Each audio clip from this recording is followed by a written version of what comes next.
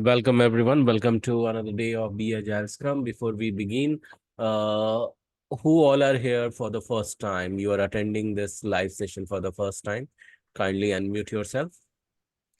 Hi, Or Gaurav. Can you hi. hear me? Yes, Papia, I can hear you. Hi, And this is uh, Papia.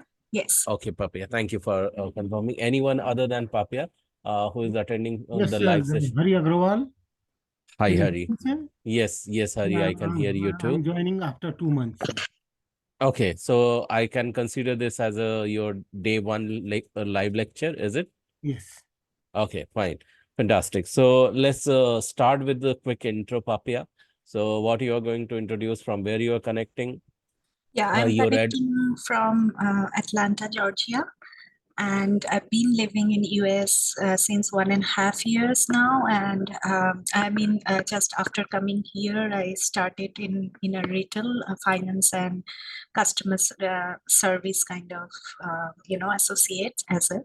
But before that, I used to live in South Africa for a long time, and before that in India, I used to be a jewelry designer and fine artist. So it was my kind of background over there, and I used to work like 6 to 7 years over there. But now I would like to, take a stable career in IT.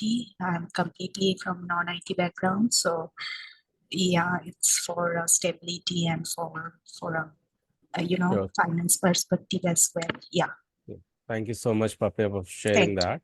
you. Can you also tell us that what has been your educational background, as well as how long in previous any kind of like jewelry you said, and you said in South Africa. So whatever the work experience you had, how long it was. So educational background as well as work experience or duration. I have a commerce background, bachelor in commerce honors, and then I went to jewelry designing certification and diploma. And then I used to work as a main jewelry designing designer and faculty as well in an institute as a teaching profession. So it was like 7 to 8 years of my experience, and then in South Africa as a fine artist, it's been like 3.5 years experience on that, and now 1.5 years experience in here in retail, in All customer right. and financial, financial All right. Got it. service. Thank you. Thank you so much for sharing that. Welcome to Guru Schools, Papia. Thank So you. let's continue with the Hari. Hari, could you please introduce in the similar style your name, from where connecting, and your educational background, as well as, if at all, any work experience if you have. Yeah, so I'm from Nepal, and since 10 years I live in US, and I'm running a appliance repair business here. And since starting, I have interest in IT. That's why I joined IT. Okay, so the whole idea is you are here to get placed into IT. Am Yes, I right? All yes. right.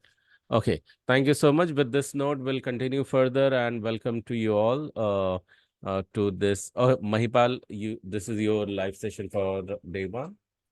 Is it your day Uh, one live with us? Not exactly, Gaurav. This is like, I've been attending past two sessions already, but I have not been introduced. I hope you can hear Okay, me. okay. Yeah. Yes, yes, loud and clear. Go ahead, and you can Yeah. introduce yourself, All right. please. So I'm a BS graduate from the India, and I'm a Canadian citizen right now. Mainly, I'm from the financial service industry, insurance and stock market related activities. And I'm completely from the non-IT background, but I would like to, try my career with this. So here I am. Okay, thank you so much for sharing that. Thank you so much for introducing yourself. Welcome to Guru Schools, everyone, and welcome to this new track. So we'll continue with this, and we will continue from where we had left off. So I need to quickly get a reference. Where did we left off? So before we continue that and take that reference, let me quickly share the screen with you all, and uh, quickly revise with you all along with the quick guidelines we are going to follow. because we are learning Agile is full of ceremonies, and that demands you to show up live. It means that you be punctual, be on time, and remain highly committed. So in case you are not able to practice it, and you are not habituated of it, then you can consider this training itself as a project, and repeating this over here will be able to make you ready once you get placed. And second, there is a law that says that universal law, how you do anything is how you do everything. The second one, because you chose to learn, you become student already, but we want you to become the full stack student. It means that you do all the assignments, be it said or unsaid, do self research and repeat what you learned. If you don't have any idea about what is said unsaid assignment, I would highly recommend you all to go through the recording of day one. Third, you choose to, when you do that, it is quite easy for you to hit the success because you complete what you start. But when you don't, it is not so easy to hit the success, but it leads to the failure. So the whole idea is that you just not only take the full responsibility of the success, but also the failure as well. Because when you embrace and acknowledge and accept the failure, then only there are chances you may correct this. And when you correct this, you will realize it was not the failure, it became trail to the success. So kindly remember to take the full responsibility of both the elements to finish what you start and how it is recommended. The fourth one, to do so, it really requires a concrete mindset. The very first one is inspired from Agile, like another methodology coming from the Toyota's Lean that talks about Kaizen. It means that continuous improvement. For that, you must have the learning mindset. More learning minded you will become, you find yourself growing more positively. More positive minded you will become, you will find yourself growing more complaint free, in a way that you can you can perform even in stringent timeline, as well as you can handle any project with the lack of resources as well. And if you could do that, you will find yourself growing in more gratitude that leads to the highest level of productivity. But to inculcate such mindset, you must start your day with the increased level of receptivity. And the very first recommendation I have, a 30 days challenge that anyone can embrace into, anyone can start with. Only the catch in that is that in case you break even for a day, you need to restart from day one for next 30 days. And to know more about it, you can refer to the first day recording. And in case you really want to participate in it, because this is a recommendation, not the mandate, you will have to DM me about it, and I'll be happily sharing the link about link of it. And the second, because you are taking a deep dive towards the technical learning, must follow the golden quadrant of learning with 4 steps. That very first step says that declaration with the anchor. What is anchor? Why to declare? The whole idea I have shared in the day one recording. I'll refer to that. Then take a deep dive into deep learning. That generally this learning advice is for 20 minutes, and then go ahead and draw it, and then come back and summarize it in a way that even 5 years old can understand. And this summary can be up to 90 seconds or maximum up to 3 minutes, and then repeat it.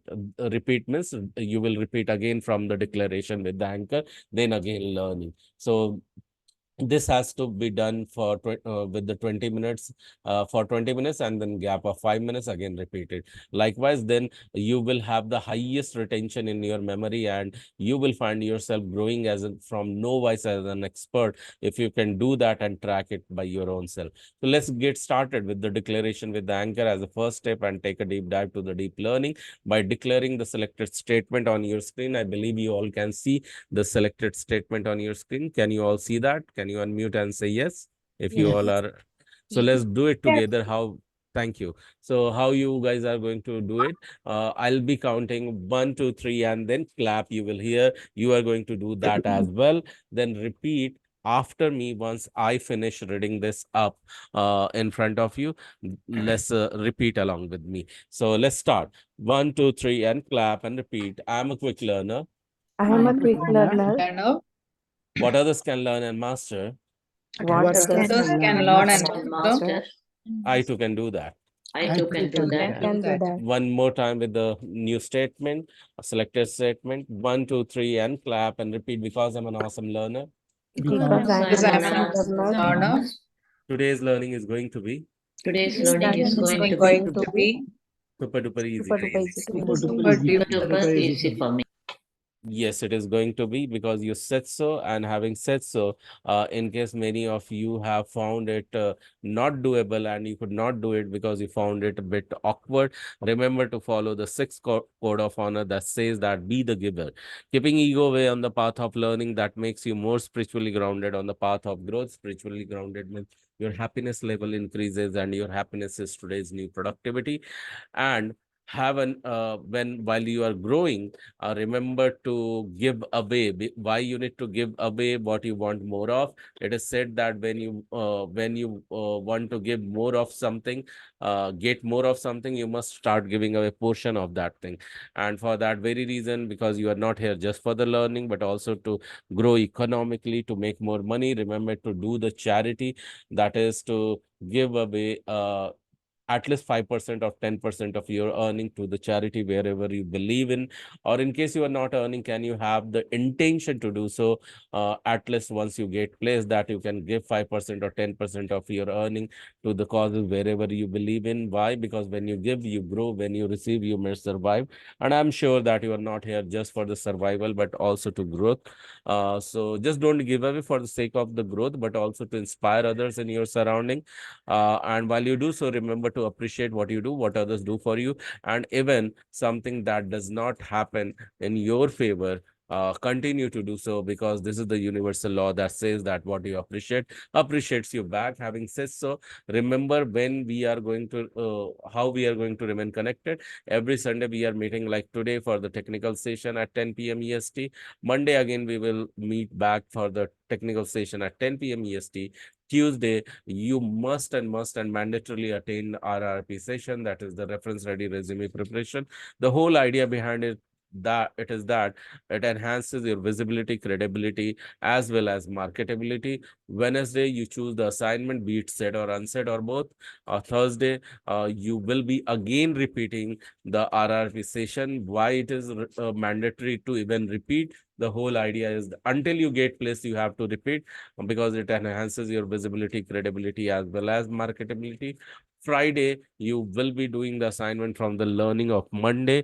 That is to do the assignment, whether it is said, unsaid, or both. Saturday, you can choose to relax or have a breather day or do your own research work if you want to, or repeat through the recording in case you want to, or prepare any question that you want the answer on the next technical session day, that is on Sunday. I hope this is clear to all of you. Just unmute yourself and say yes if you are ready to abide by this and follow these as a guidelines. Yes, guys? Yes, Yeah. Yes.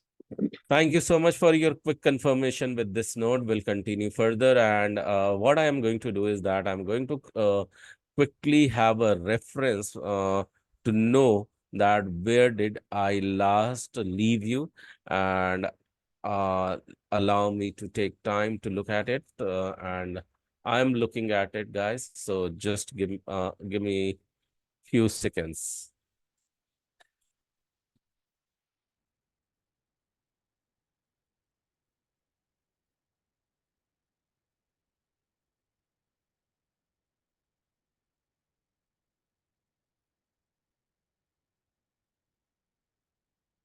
Just I'm looking at it. And I'm opening the slides to bring in front of you guys.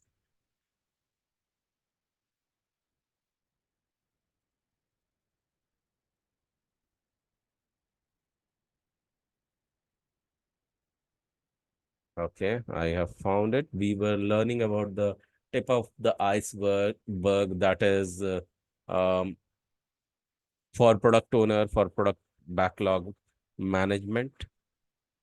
So we will be continuing from the product backlog as well. And I'm going to share my screen in front of you. Yeah.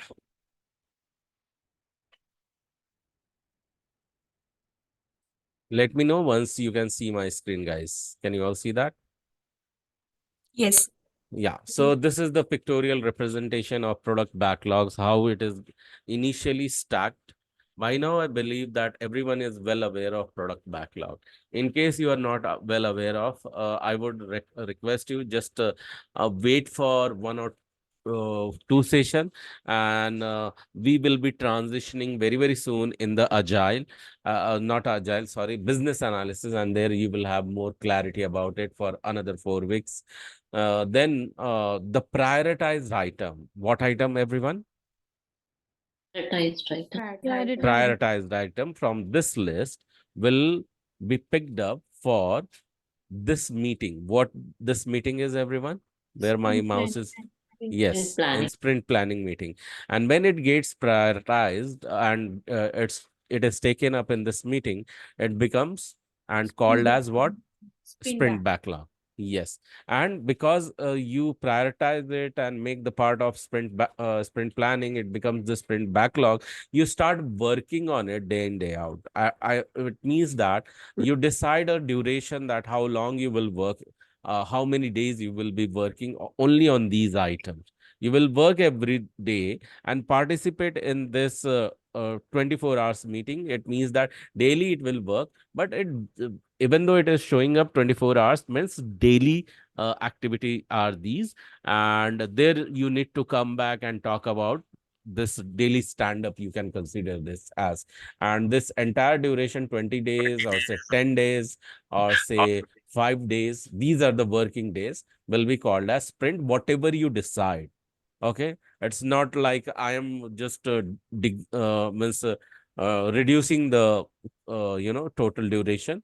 It gets dependent upon the project. Okay, what do you decide?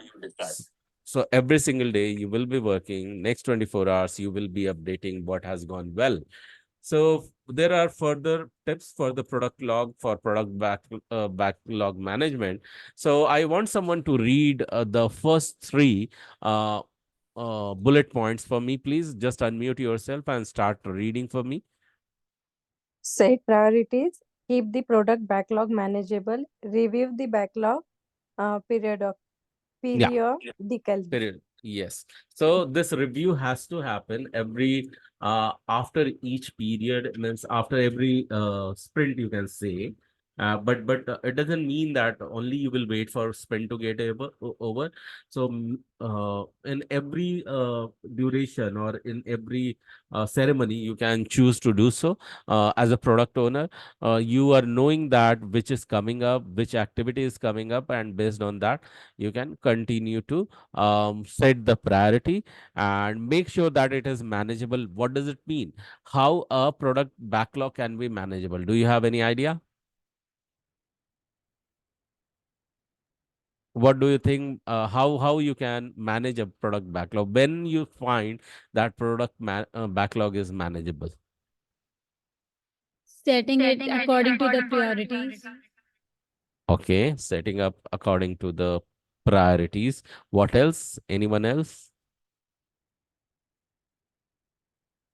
Attempt it, and you don't have to take pressure of being right. Project But goal as a clear project goal. yeah, clear project goal. So yeah, that's all right. Goal and all, everything is right. But tell me one task when you can easily do. It is more complex or it is more easy to do. What do you think? And anything else So which keep comes it in your mind? simple so that everyone can understand. Yeah, keep it simple so that anyone can understand. And is it okay to, we are talking about when keep it simple, it should be bulkier, it should be um complex. I mean, you gave the answer that keep it simple. It means that it has to be focused on one function. It means that it should be at least that much sleeker, thinnest, and achievable and doable, so that everyone can do that. And it can only appear when it is easy to understand, easy to progress. And if it is easy to progress, easy to move, then only you can consider it as easy to manage. Okay, or you can call it as a manageable backlog. With me so far, everyone? Yes. Yes. Yes. All right. Now I want someone to read the third, fourth, and fifth bullet point for me, please. Not third, fourth, fifth, and sixth bullet point for me. Delete items you will never do. Keep items you are not ready for off the backlog. Do not add tasks unless you plan to do them soon. Yeah. Okay. So another one is always prioritize. So this prioritization will keep happening whenever you are reviewing. So that is the time where, I would say keep prioritizing them as well. And the whole idea is that don't include them in the backlog when you decide that you are not going to do. And you can mark few items as a deferred or can set aside of the backlog when you see that you are not going to do it uh, or you won't be ready to do it as of now. Okay, so you can mark them as a deferred. And any task additionally you are not going to add by your own self unless you have any planning to do it. Okay, and these are the few minute activities that you can remember to do always. And I want someone to read the another last three bullet points over here on the screen, please. Stick to one product backlog. You don't have to do it all yourself. Review the timeline. Yeah. So now when you're one common thing you kept learning over here, and that can be done together, that is prioritizing, that is reviewing the backlog periodically, as well as reviewing the timeline. So this all can happen together when you are reviewing the entire backlog, because you need to update the timeline accordingly. And yes, one product backlog means you are not jumping onto the another project at the same time. It means that you are focusing on only one. Otherwise, there are chances that attention get deviated, and you may mess up with the things. You may not remain focused.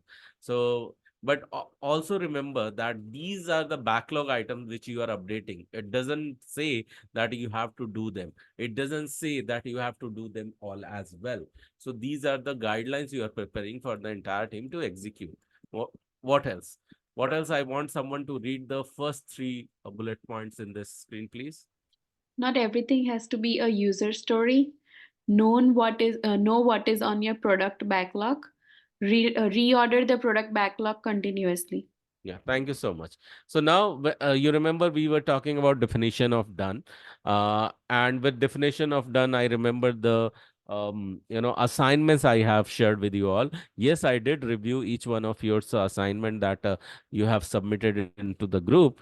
I was a bit surprised to see almost everyone's assignment is almost similar. Okay, I mean, it has never happened in the past that everyone's assignment the same way they have answered. The wordings have been similar, the acceptance criteria starting with the same approach. I mean, that was bit quite surprising. But yeah, whatever I referred, whatever I saw, that was good. But yeah, now this is the question to you. Was it originally submitted by you? That was your original thought? If it is, I'm still surprised how everyone's have been matched. But in case that is the coincident, still all the assignments were good. Okay. Only I found that in one assignment, there was uh, first First, it was written as a summary. Every assignment was written as 1A, 1B, 1C, then 2A, 2B, 2C. So that was only the difference I could find. And thereby you reached and completed the 18 assignments. Now, when we are talking about user stories, always remember that when we are talking about user stories, it means that definition of done is headed towards the user story uh, completing or comprising of the acceptance criteria to which we are referring to as a checklist.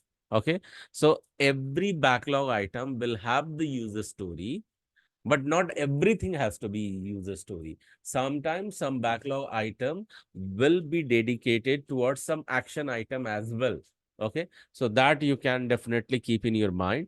And when I'm saying this, it means that you can relate it back to the definition of done. Definition of done is dedicated towards the user stories and including the acceptance criteria, and then it includes all those part of functional and non-functional and quality requirement. With me so far, everyone? Yes. Yes. Yeah. So user story can be functional, non-functional, and will be dedicated towards the quality. But in definition of done, user stories and acceptance criteria are important. Okay. Now, what you are doing is that uh, you are well aware that what is coming and what is appearing in the product backlog. And always remember, here it says that reorder the product backlog continuously, and once it is relating back to the review them, it is relating back to reprioritize them. I want someone to read the fourth, fifth, and sixth bullet point for me. Yeah, go ahead. The product backlog shouldn't be complete. Focus on what and why. Put it on the wall. Yeah. Now put it on the wall means make it visible like Kanban board, so far. We have been talking about the Kanban board that moves from left to right. You know what is in to do, you know what is in progress, you know what is in testing, you know what is in done. Okay, that's why you need to move everything towards the done from left to right. And you have to keep focusing on what and why. What, you are well aware that which action item you are going to take and why, so that you can focus towards the completion of it with the quality. And always remember that product backlog should not be complete. It means that the day you find that there is no product backlog, it means that there is no project. If there is no project, it means there is no work for you. So that's the reason it keeps saying that product backlog should not be complete ever. And for that, business analyst, it's your job and crucial responsibility to keep bringing more changes, keep introducing more changes to the customer. And now I want someone to read the last 2 points for me. There is more than customer or business value. Keep stakeholders updated. Yeah, thank you so much for reading this out. You're not just finishing up the task and giving the project done. Never think that when you are in corporate, I have seen many of working with this mentality. Okay, I have to finish it off. Work will never finish. Work is the journey, work is the process. Whenever you will attempt, okay, finish it off, come out of this project and have a breather day, this is not going to happen. The more you think of the breather day, more at risk you will become. So always think of having the work at your hand, and while you are having work at your hand, always focus on the processes, always focus on ongoing activity, and do it with more fun, more joy. Otherwise, focusing towards the completion keep you under more stress, and that may impact on your performance. Okay, so when this is the part, then only it comes that it is more than customer or business value. Because if with this approach you will move, then you will have the highest retention of the customer relationship. So you will be contributing, as you are the mediator and the bridge between customer as well as your team member, or say the stakeholders, other stakeholders. And to do so, so you continue to add value. Always remember, your work is to keep them updated on the work progress, and keep team updated on the acceptance progress, as well as what is coming, what is getting delegated, what is getting delayed, and what is expected as upcoming. So who will do that? So the team who will do that, they will be known as this. What do you see on the, what kind of team it is? Self-organizing and cross. Organizing and cross-functional team. Yeah. So what does it mean? Let's read that. So I want someone to read the first bullet point for me. A self-organizing team is one that does not depend on or wait for a manager to assign work.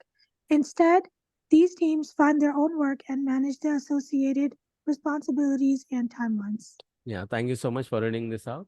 So, self-organizing team, as the name suggests, it gets self-organized. It means that no external interference. It means that no one is going to ask for the update from you and assign the work to you.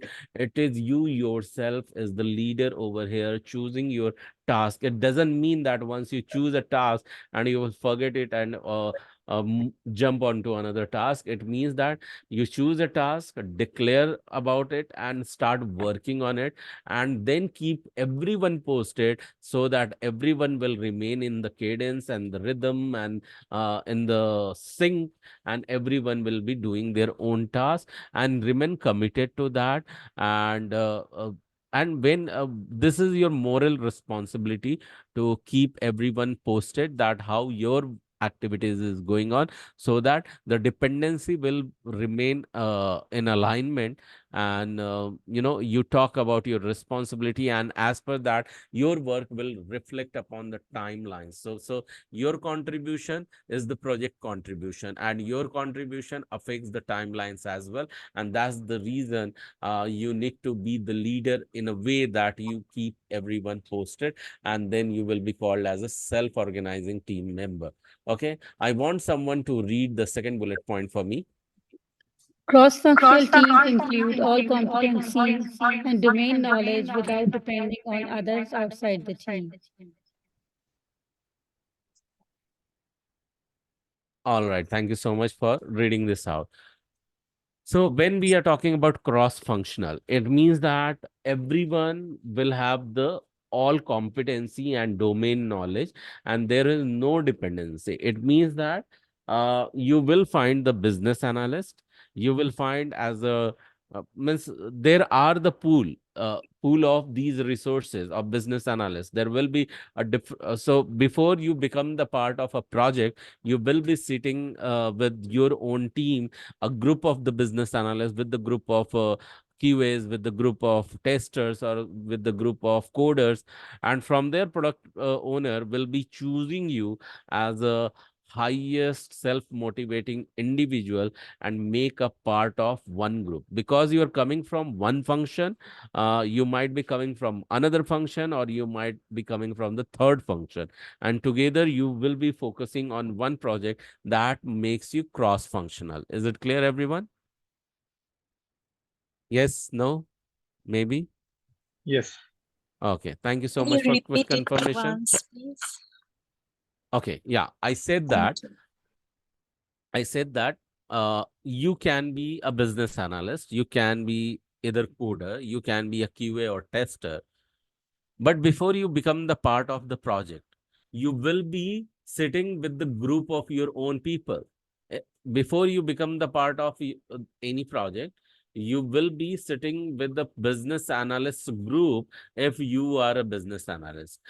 It means that you are not dedicated, you are not working from the start in the project.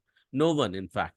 Okay, so everyone will be sitting in with their group. It means if you are a coder, you will be sitting with your own group.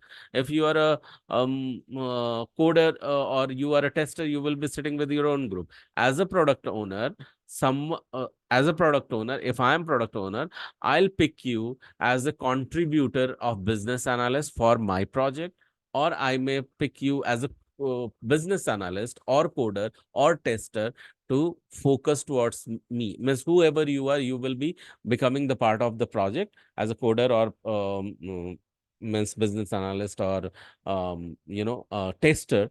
And because you are coming from all different function, either you have chosen to be the business analyst for my project, or you might have been chosen to become the coder for my project, or you might have been chosen to become the tester for my project. You are coming from all different function, and that forms a cross-functional team. You got it, Pakya? Got it. Yeah. Yeah, Yes. thank you. I want now someone to read the third bullet point over here. A cross-functional team is a group of people with different functional expertise working towards a common goal. Yeah, the same thing which I said earlier. A cross-functional team is a group of people, not necessarily means because you are individual coming for one project, then that makes you cross-functional. No. When everyone comes together with a common goal to work on one project, then you become a team. And when you become a team, it means you are the group of people now. You are not individual anymore. Okay. Because if you are a business analyst, you are also working with coder and tester. If you are a coder, you are also working with the tester as well as a business analyst. If you're a tester, you are also working with the coder as well as the business analyst. So this is how you are growing with the project to achieve a common goal in a cross-functional team manner. So let's understand more deeply about this team. Okay. So the self-organizing has been interpreted in a variety of ways. So let's understand the meaning behind this self-organizing team. Remember always, self-organizing team is always highly motivated, and the focus is to generate the most value for the project. So I want four different people to read the last four bullet point in this list on the top. The term self-organizing has been interpreted in a variety of ways. A self-organizing team doesn't need a manager. A self-organizing team doesn't need a project manager. A self-organizing team forms itself without any outside interference, and a self-organizing team doesn't answer to anyone. Okay, thank you so much for reading this all. So yeah, so it's all about self-organizing team. So here it is very much clear. They never get formed with the intention to become the hierarchy. They never get formed to with the intention to report to some project manager.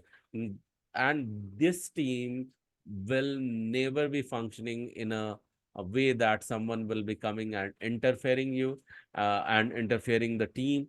And as it said, it does not answer to anyone. What does it mean? It does mean that you won't be really letting the entire team know what you are doing. No, it means that it doesn't answer to anyone. It means no one can interfere your work. That's number one.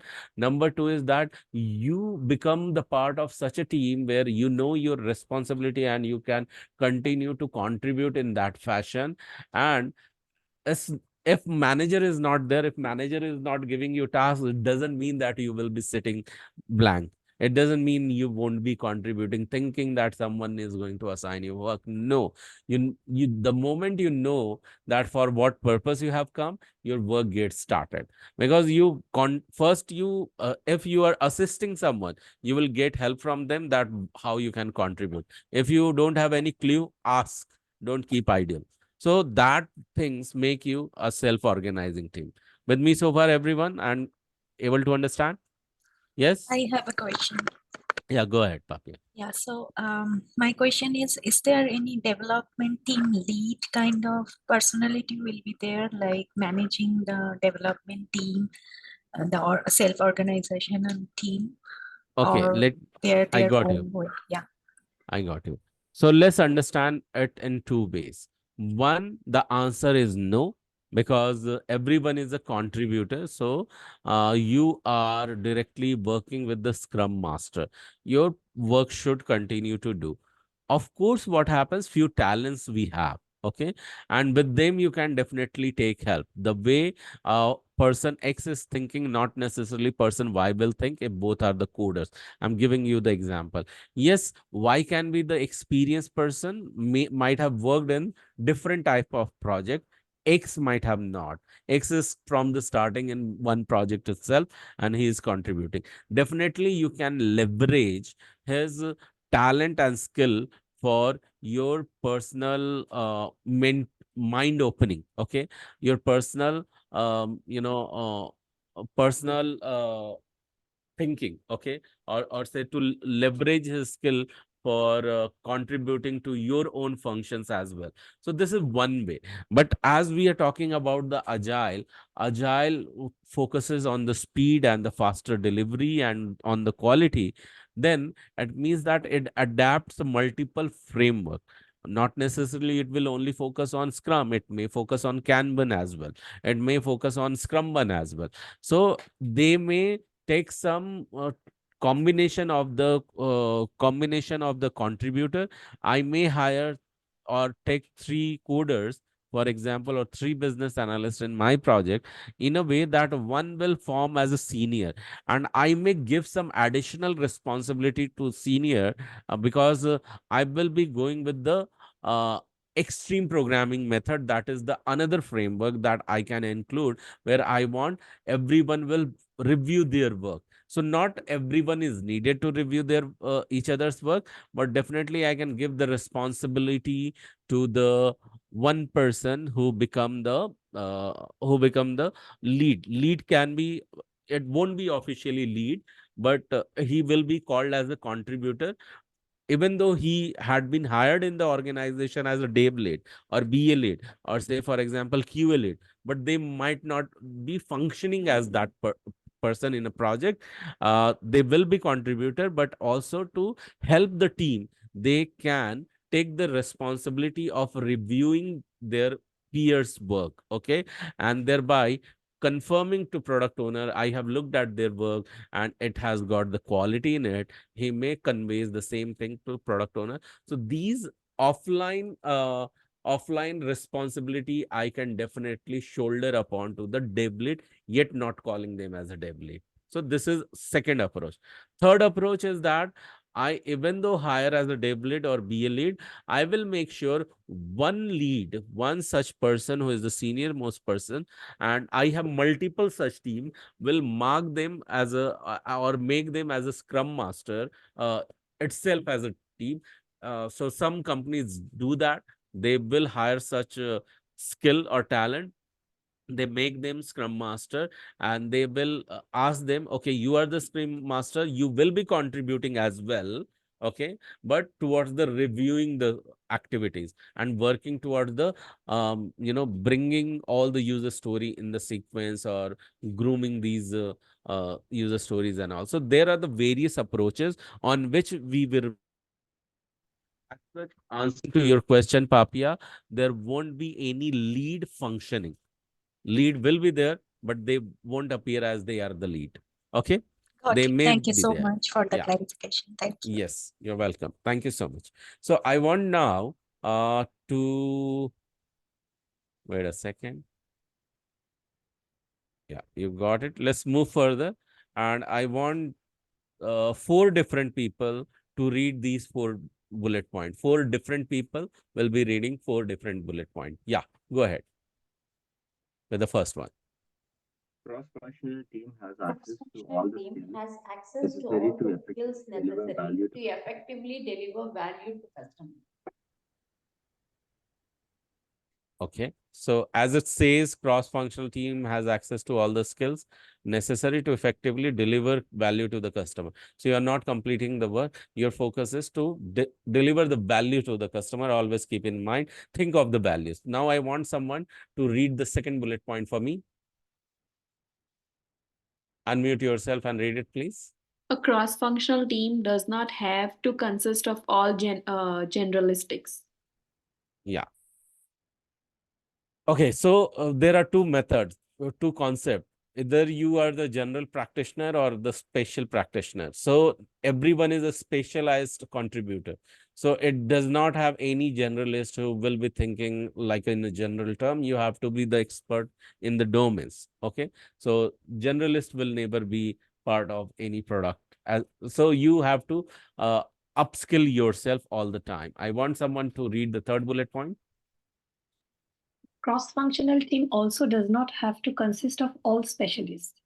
It means all the time when we hire the talent doesn't mean that everyone is the talented.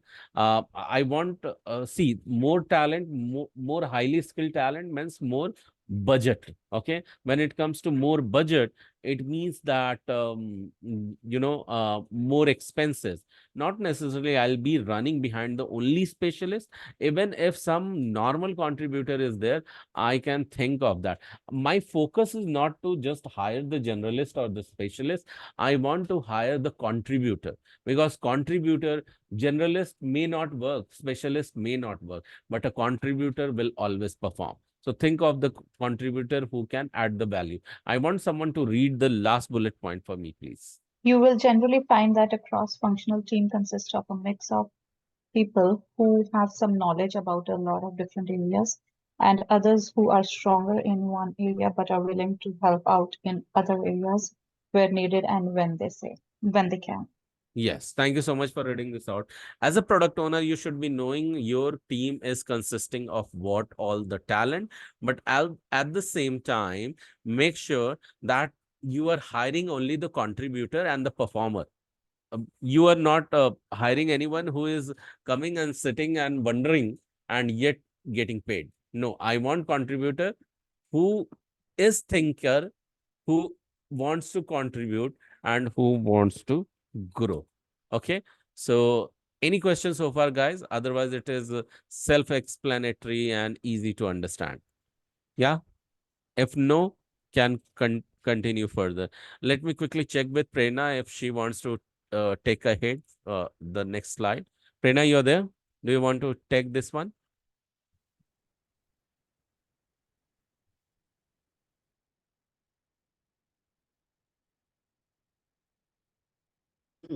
Hey, hi, Gaurav.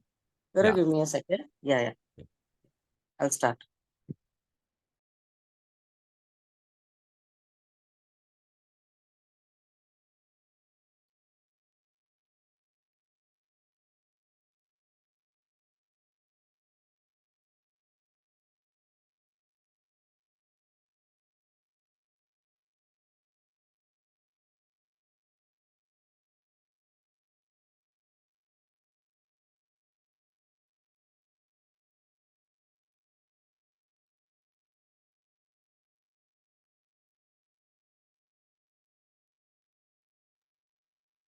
Yes. So we've been learning about how cross-functional team operates. So let us understand why they are effective, or in short, how it works. Okay, we know that is what is a cross-functional team, and their skill level or their understanding with each other. But in real life, in practical scenario, how do they work? So yeah, we have 5 pointers. Can I request 5 different people to read out the text mentioned on the screen, please? Yes. Cross-functional teams can be viewed as a team of cross-functional individuals with different functional and domain expertise. For example, if one effort is weakening a sprint cycle, then in a cross-functional team, members with stronger skills can associate and work with other team members to complete the sprint on time. A cross-functional team should be able to self-organize and keep a continuous flow of features after every sprint. Encouraging employees to become cross-functional individuals create workforce flexibility.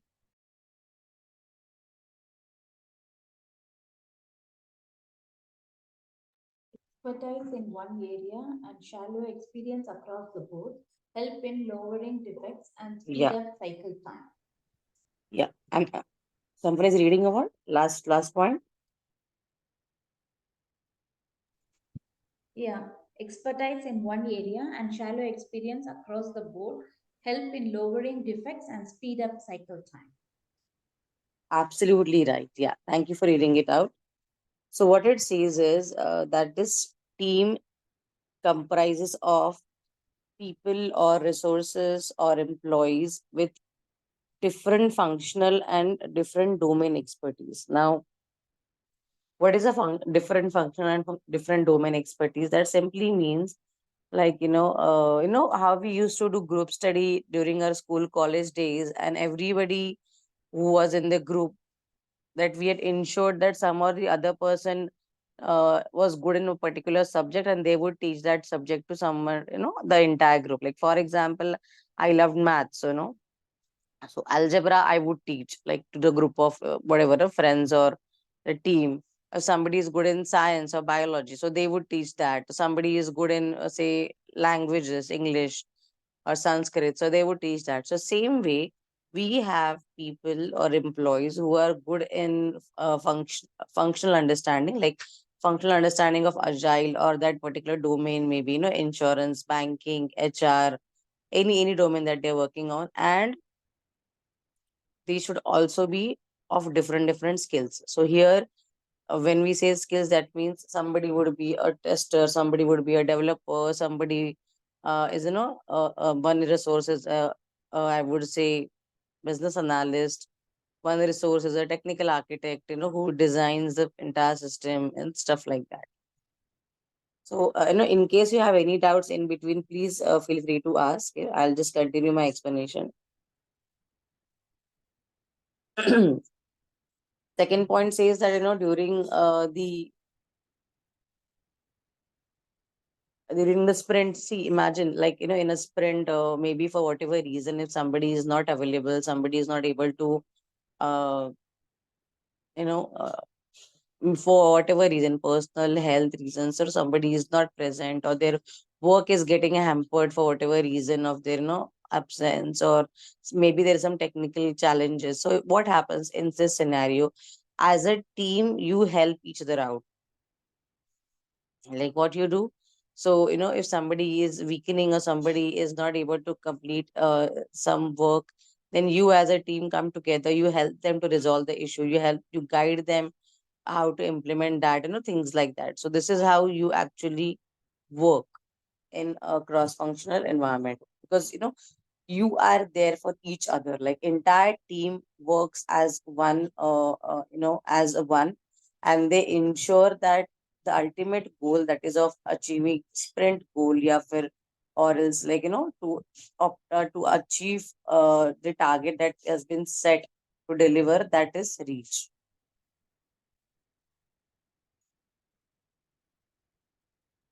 Third point is the saying that this team has to be self-organized and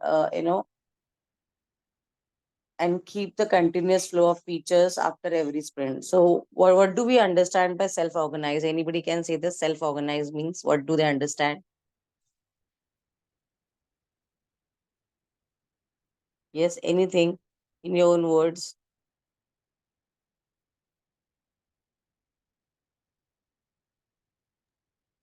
The team can handle by themselves without any interference. Sorry? The team can handle their work without any other interference. Absolutely right.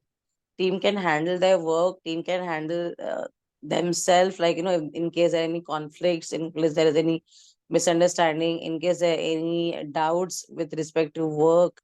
See, it's try to understand, it's not mandatory that they have to be within the team and they shouldn't reach out to scrum master, product owner, but having such diverse and cross-functional and experienced team apparently allows or gives benefit to the to the team, that everybody knows what they're doing, and then they don't need someone to come and assign. So it is as simple as that.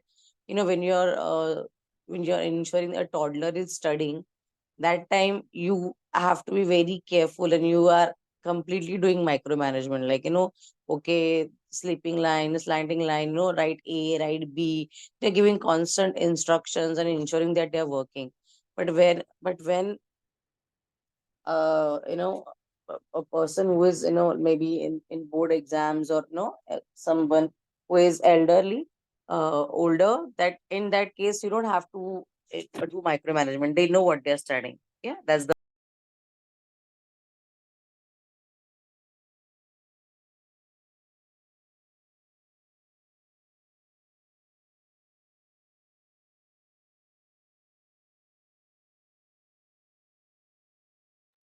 yes.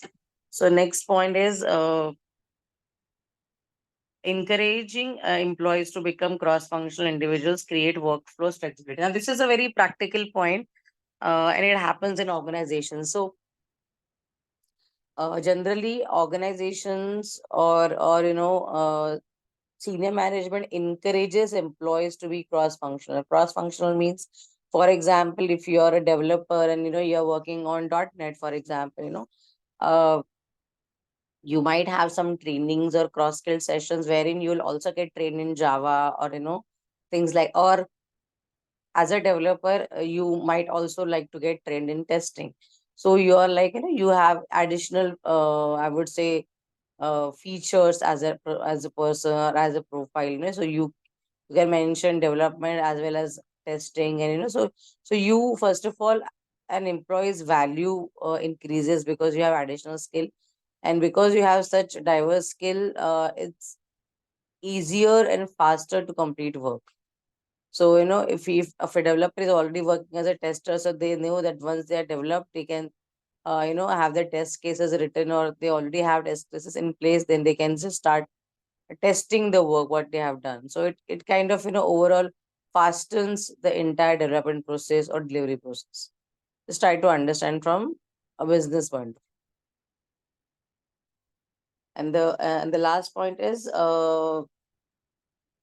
when you have I would say expertise in one area, and shallow experience means some or the other knowledge. You're not expected to be know it all in every regard. So in case you don't have much knowledge, but you know what it is in other aspect, along with your primary domain or primary skill, that overall helps, that you can help each other team members to resolve or to complete the work. So bottom line is, guys, when we have cross-functional team, we have people with different skills, different background, different experience level, or different understanding of how we can ensure that along with everybody with this team we can achieve the sprint goal. So yeah, any doubts in this, guys? Anybody who did not understand anything, or yeah. Yes, So no, even the yes would be fine. If you yeah, say you're I okay. have a doubt. Yeah, Can go I? ahead. Yeah, so in cross-functional team, is there BA is also included with the product owner, scrum master, development team, architect, and QA team? Absolutely, yes. A BA is always a part of a team. Doesn't matter if it is agile, it is scrum, or it is a routine typical. Because see, to kick off or to start the activities for any project, like to prepare BRD, to prepare workflow diagram, to ensure that the scope is in place. All this groundwork is done mainly by BAs. So it's not only in agile. If you're not following agile, if you're following traditional waterfall or spiral or any other methodology, there is going to be at least one BA, and depending on the complexity and size of the project, the BAs can increase. Yeah. All right. So don't worry. Your profile, as in what we're getting trained here, is always in demand. It's always kind of asked in the market. It is one of the hot positions. So that is what we were saying, that yes, when you are a BA, you are so versatile that you can move along any functionality, any domain, and you can get your work done. Yeah.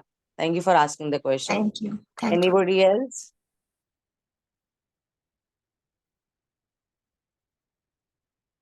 Okay. Let's consider that as a no. Yeah. Gaurav, you can go to the next slide, please.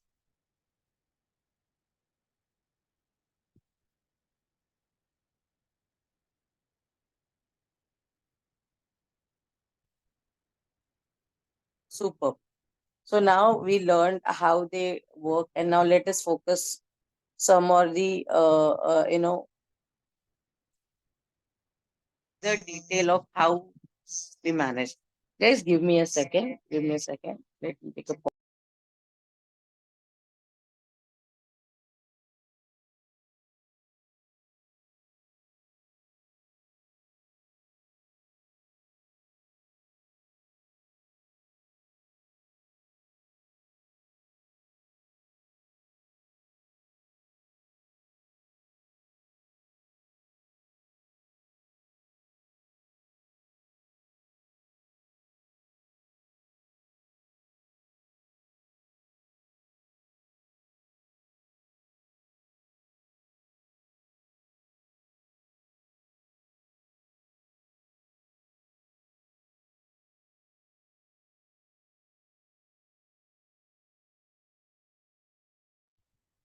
Lena, we can't hear you.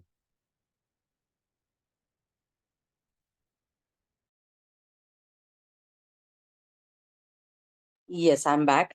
So how does this team function by reducing the important waste? So waste is basically, that when you're working in any organization, you ensure that your productivity is the highest and you are not kind of,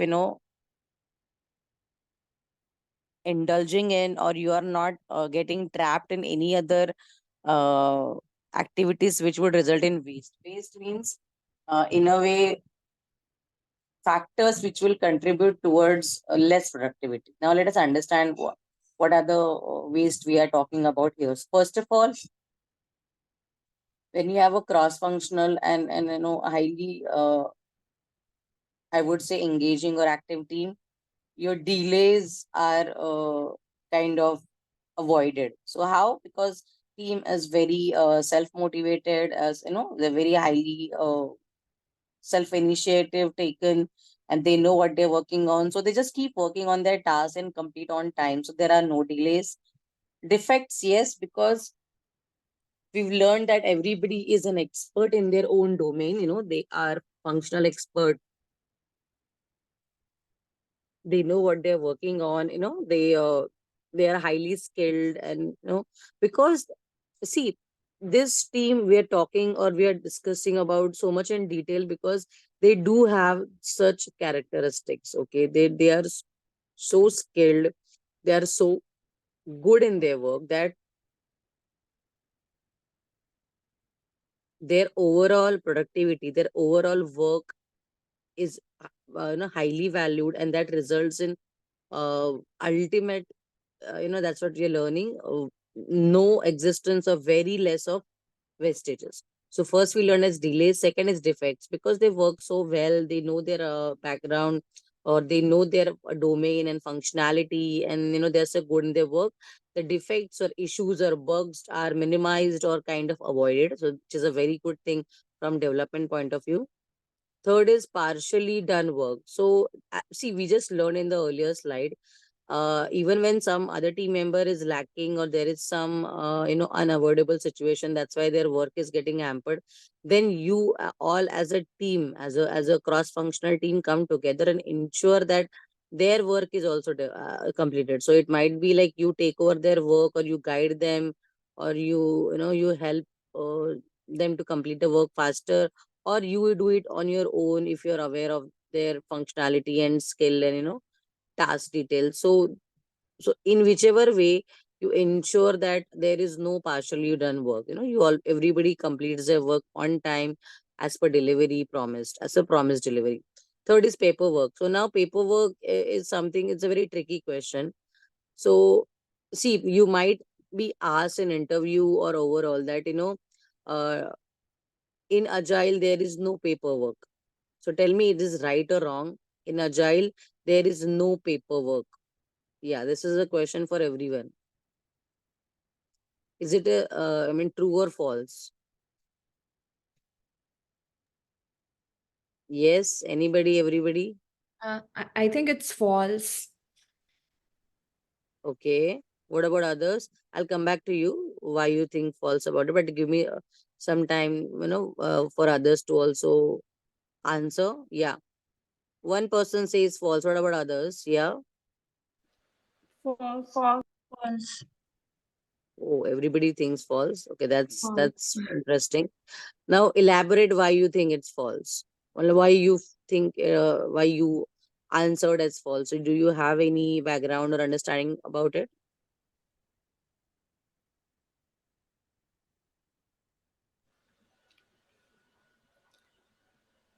I think because we document everything Mm-hmm. according to my opinion. Yeah. Yeah, every requirement is being documented. Are you connected from There two are devices? Yeah, the second person who just was trying to answer. If you are connected from two devices, please mute the other device completely, speakers and microphone, both. I Yeah, don't know. go ahead. There is documentation, but it should be as simple as possible in Agile. Very well said. All of you are right. Yeah. Somebody wanted to add to this? Yes? Okay. No, then fine. So you guys, I'm really glad with the answers because you all are right. This is a trick question, by the way. Many a times it's been asked in interviews or overall that they say that okay, that Agile doesn't have any paperwork or there is no paperwork in Agile. So no, you are right. It's a false statement. Agile does have paperwork, but that is to the minimum or to the whatever is required. There is no excessive paperwork done, and most or more focus is given to the actual implementation part. Okay. So yes, paperwork is there, but to the minimum. Next is task switching. So see, basically task switching means, you when you're working on something and some urgent work comes, so you leave the earlier work and you go to that work. And then you again come back to the first work, or in between that, you're just doing things like this. So what happens is, first of all, your flow of work breaks. Second, your concentration, your focus shifts. So, it's not a good practice. Task switching, that's what we call it. So even in organization, when you're working on something, sorry, we need to ensure that we complete that task properly and then we move on to the next task, because task switching, as the word is there, switching, it kind of forces you to waste time, because you are working on something and then you again have to go back to a different task. So your focus, your continuity is broken, which is very important while you work in Agile. So please, we have to ensure that we don't do this a lot in Agile setup. And next two things are handoffs and extra features. So basically, this means that you don't have to give your work to somebody else all the time, or hand over your work to someone, or add extra features which are not even asked, because we know what we have worked on, we know our scope, we know the sprint goal. As a team, we focus on what it needs to be delivered. So all these extra I would say wastages are avoided, or they are not produced, which is a really impactful way for Agile. Yeah, any doubts in this waste management or how the waste is avoided? Yeah, anybody?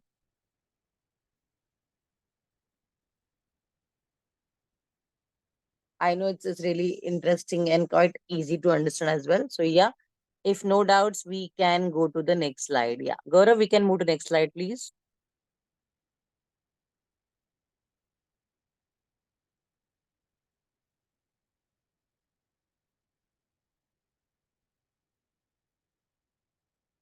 Yes. So again, continuing on the cross-functional team, how does it help? We know how they function, we know what they avoid, we know their effectiveness. So let us understand further in detail. Yes. Can I request three different people who have not spoken till now, who have not answered, or who have not read the text earlier? Go ahead and please read this. Yes. Yeah, please. Cross-functional team members develop the process they will work together. The business domain experts in the team give continuous feedback, which helps to shorten the cycle time and guides the team members when to stop overdosing on a feature so that business value can be realized in a timely manner. Cross-functional teams are more productive than teams with similarly skilled people working on similar projects.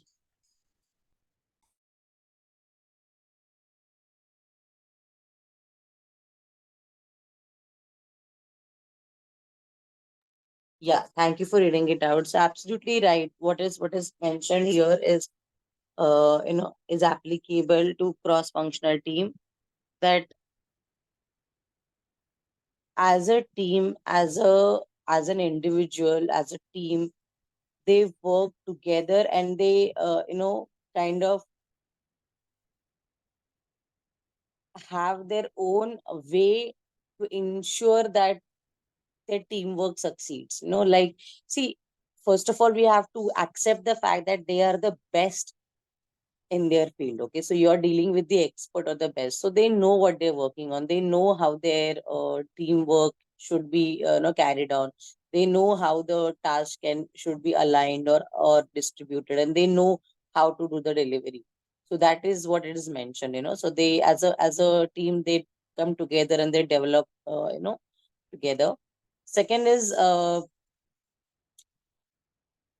because they're domain expert, they keep giving continuous feedback. I mean, if there is a technical architect or there is a senior designer in the team, so no, they keep their feedback system active, and they keep sharing that, okay, we are doing this correct, or okay, this feature needs this update, or this is how we can implement in an effective manner, and things like that. So this is basically ensuring that your development time or your development cycle is time is reduced, and your output is maximized, and then you are as a team, see, I'm not sure I mentioned in this track, but generally what happens when you deal with developers, they do have a tendency to go overboard, as in, it's not really their actual fault. Many times what happens, while working, while developing, they're so passionate or they're so driven, they just feel like, okay, even though client has not asked for this feature, let us develop at that and give this, maybe extra button, extra report, an extra click, extra view, extra pages, anything. But to be very honest, what happens, especially in agile setup, we have to stick to the scope, and we have to ensure that we are not doing anything extra which client has not asked for, because that might result in delays, that might result in performance issue, that might result in client simply reacting and saying, we did not ask for it, we don't want it. And that really happens in real life. Okay? I personally have faced these challenges when I was a project manager, and some developers went out of the way and developed something which was not even asked for, and we did incur or we did lose or lost time on that, and so yes, to avoid all these things, we have to stick to the scope and ensure that you're not overdosing or doing anything extra that is not even asked for, and delivering in timely manner. And last point is, see, as we mentioned, cross functional team are people with different skill, different domain understanding, different functional knowledge. So their productivity is actually a lot better than people who are of the same skill when they work together. Like, see, for example, if we all imagine if we are in a group study for exam, and we all are good in science, only science, okay, but what about other subject? We would want someone to come and teach us other topics or other subjects, like maths or social studies, or maybe any subject, or any language, things like that. So because the cross functional team is a blend of uh, super trained, super talented individual, this team surpasses the advantage of similarly skilled resources team. Okay, always remember this. That's why cross functional is highlighted so well. Yes. So any doubt in this slide, guys? Yes, no? No. No? Yeah, thank you for answering. Yeah. Gaurav, we can go to next slide, please. Now, this is one of my favorite and very useful and apparently quite cute image. So here you see in functional, all the people or all the employees with same functionality, they are clubbed together. Like, first is you see the colors. First is little pinkish, and so they are like system analyst or BAs. They are clubbed together. Blue are the developers, so they are like in one team. And last is like understanding purpose. Yellow is a tester, so they are in one team. So it's like clear bifurcation of expertise or their knowledge areas. And we just learned in the earlier slide that that this team is not as productive as a cross-functional team. And here you look at cross-functional team. So see, we have a BA, we have a couple of developers, we have a couple of testers, So this is a team we are looking at from agile point of view, who has everyone will contribute to the sprint goal achievement, will contribute to the overall delivery. So I'll recommend you to take a picture, because theoretically we might not remember or all the points, but when we look at the diagrams, it's so easy to recollect what they say, because they're so self-explanatory in their own words. So I'll recommend you to take a picture of this, so you'll have a better understanding of what is a cross-functional team and what is a typical routine functional team. Yeah. Next point, please. Yeah, Gaurav, we can go to next slide. Okay, allow me to flip that. Sure.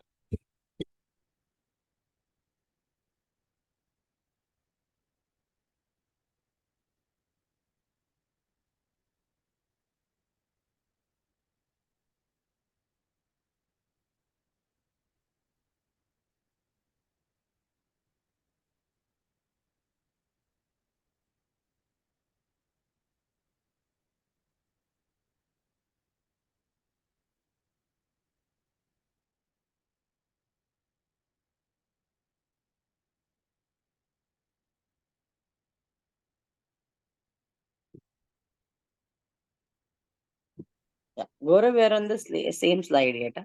Just informing. Yeah. Can you see the slide change? Yes. Yeah. So, Gaurav, would you like to take this example? Okay, sure. Yeah, thank you. Yeah, welcome. So guys, do confirm if you can hear me well. Yes. Yeah. Yeah. So what you see here is thinking of the large project, okay, year-long project, how it gets start. So with this note, what you can do is that you can plan anything in your life, okay? It can be your personal goal. It can be your professional goal. If it is a year long, it must, it means that you must have a vision for that. How you're Okay. So a larger goal has to be broken down into the multiple smaller goals. Okay. And that you will be achieving them gradually. Okay. So every single day what you need to work upon. So how it will be done means you have a customer coming up with a year-long project with a vision that what they exactly want. First, they will share with you their roles, their vision, and their statement of work that as a document when you receive from them as a SOW. Okay. That is the document name from the customer, and then who all will be involved for this, that will you will foresee as a product owner or project manager for that project. So you will have the clear cut clarity about it, and this longer term project will be broken down, as I say that a long project will be broken down into the smaller doable activities. But how this journey goes further, so statement of work, from there you will extract all the product backlog in terms of either features and epics. Okay. So you will have the various tickets. It could be that you can be created in any of the project management tool like Jira or Azure DevOps or wherever you want to work upon. Okay. And then those features or epics has to be converted into user stories, and those user stories will be converted into tasks and activities. All are leading towards the DoD, that is the acceptance criteria against every user story. And when you are achieving day in day out activities every single day, that you talk about it in daily stand-up meeting, you will have the plan stated very well along with the roadmap.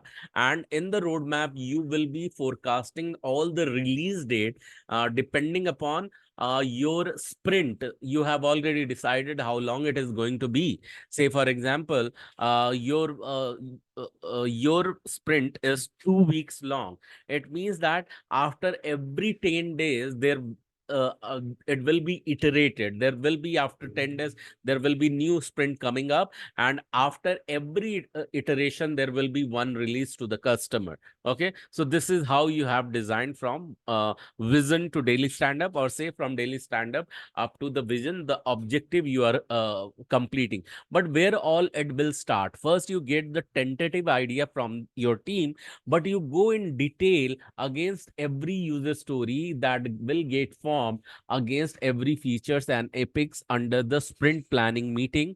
And there are the various methods to get the estimates. Okay, one of them are like t-shirt method, the another is a story point method, the another one is dot methods. Likewise, there are the various estimation technique that you will get to see about it. So first, understand about something to which we call it as elevator pitch. That is always helpful to create a big vision.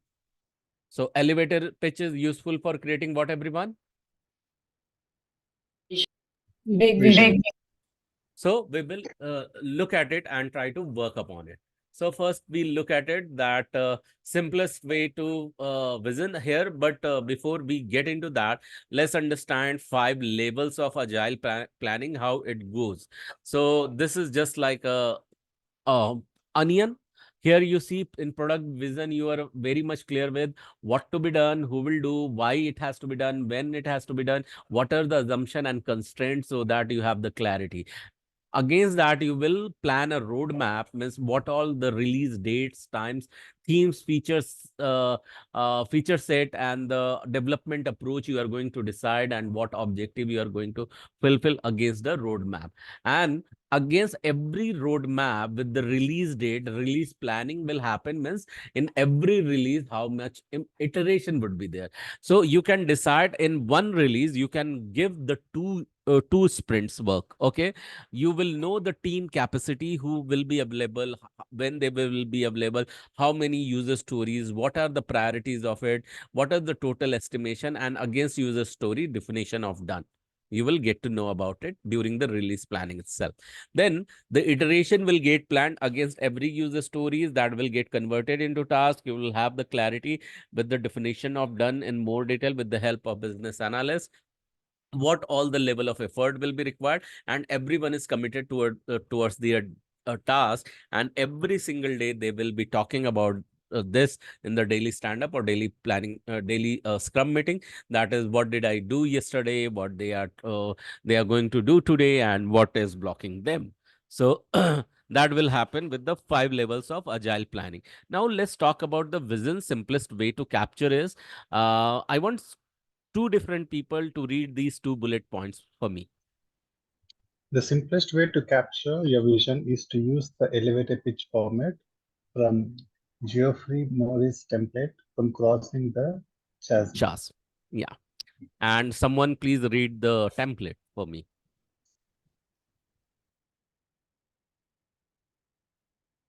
Anyone, go ahead. For target customer who statement of the need or opportunity, the product name is a product category, that the key benefit, compelling reason to buy, unlike primary competitive alternative, our product statement of primary differentiation. Yeah, thank you so much for reading this out. Now, and this is the from the book Crossing the Chasm. Creator is the Geoffrey Moores. So he created elevator pitch where he focused about creating the vision statement, following this format, where it has to be created for whom your target customer is clear. So say for example, I'll try to give you some example where we have to bring for who, the, that, and unlike, and our product. Say for example, our product is what you can think of. So I straight away think of one product which can give the competition. So I must have a product which will give competition to any brand. So say for example, I launch Foodle. Okay, so Foodle is the competition to the noodle, a famous noodle that you can remember. Okay, so what noodle you can remember, which is the brand? Anyone? Maggi noodle. Maggie. Okay, that's all right. Yeah, Maggie is the Nestle product. So, and our product is the statement of primary definition. I'll decide it later. Our product is Foodle, unlike primary competitive alternative is Maggie. The key benefit is that it comes with zero artificial sugar in it and zero lead in it. Okay. The product name is Foodle, is a product category of noodle. Who statement of the need or opportunity? Okay, let me revise it. So statement of the need or opportunity. So need for them, for those who cannot cook by themselves and want to save more time. Okay. So target customer can be anyone who stays in the hostel or stay alone or stays in PG or they go to work at the office and they are beyond 16 years age. So 16 to anyone would still consume noodle. So given you opportunity, anyone here um, who if served already, come what may, you will not eat Maggie. And if you think that you won't eat Maggie, I would like to know your age for that matter. So anyone here who won't eat Maggie or noodle given to you already served? Anyone here? So no one. So I won't ask you, but I can assume the age group beyond 50 won't eat Maggie or noodle, okay? Or 55. So my target audience is that for age group between 16 to 55, okay? That I am randomly taking the target market. Who wants to save time and want to cook food faster. The product name is Foodle, is a noodle category that benefits to save more time with lot of nutrition food that adds value to the health. Say, for example, this is quite healthy that I want to recommend. And this is made of ragi. I mean, it's not made up of yeah, ragi or say any other grain, but not wheat, neither any substitute of wheat or something like that, nor of rice. Unlike Maggie, our product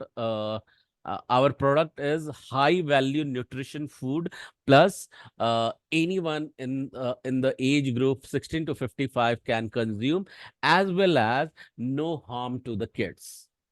So I'm serving everyone, but yet challenging into the market and yet launching myself against Maggie. Okay, so this become the compelling vision for staying into the market, and this is how I created consumer in the food industry. Likewise, for software industry, you can create. Say, for example, now Facebook. So I want to launch some app which is which should be the challenge for the Facebook. Likewise, I can create something. Okay, think out of the box and can bring something which solution no one has even thought of. So and this is the most challenging, so I need to give time towards this thinking. So as of now, because you understand with the food industry, I will go ahead towards the roadmap. Okay, and I want someone to read this bullet point for me, please. Go ahead. Okay, Ankita, could you read this for me? You can unmute and read it. Yeah, sure. With the vision published and accepted by all, the roadmap will serve as the next building block to ensure alignment to the original vision. This roadmap is meant to be used as a tool to organize high-level pieces of the product. This can be business features and or architectural components that must be understood in terms of their value and dependencies. Yeah, thank you so much for reading this out. Now you know with this, because you have the vision, and with the vision, of course, the roadmap has to come, and what all the smaller goals you are achieving with this roadmap, that should be very much clear. As it says that this is the high level pieces of the product, it means that product has been broken down. It means that goal has been focus towards delivering some features and value, and you will have the some component and clarity of the features. During that, as a set, you will be releasing on the different dates, and with those dates are creating the roadmaps that you can see. So this is the vision there you want to reach, and you have the smaller milestone for that you can see. And these milestones are nothing with the dates, some promises that is given to the customer. With this note, I want to move further towards the release plan. I want someone to read this bullet for me.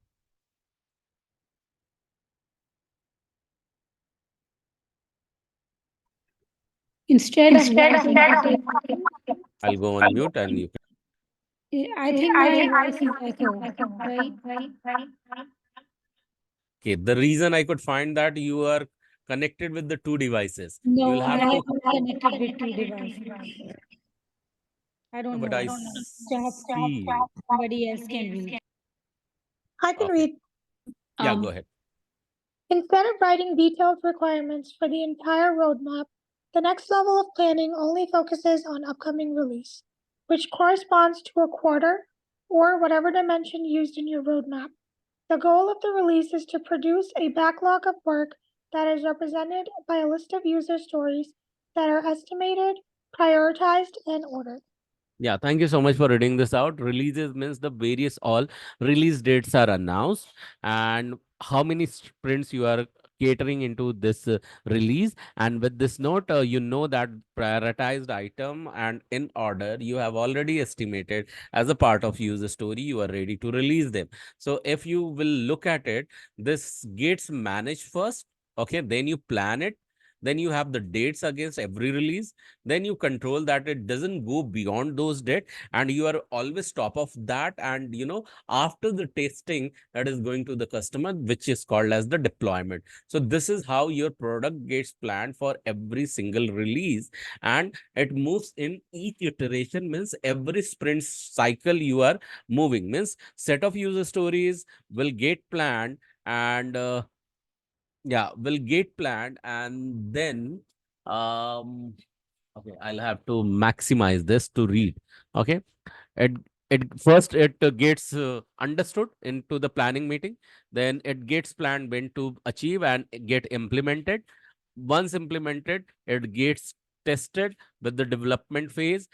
In fact, with the testing, more issues may occur. It goes back towards the developers for the development and the fixing. Then it gets passed against the acceptance criteria.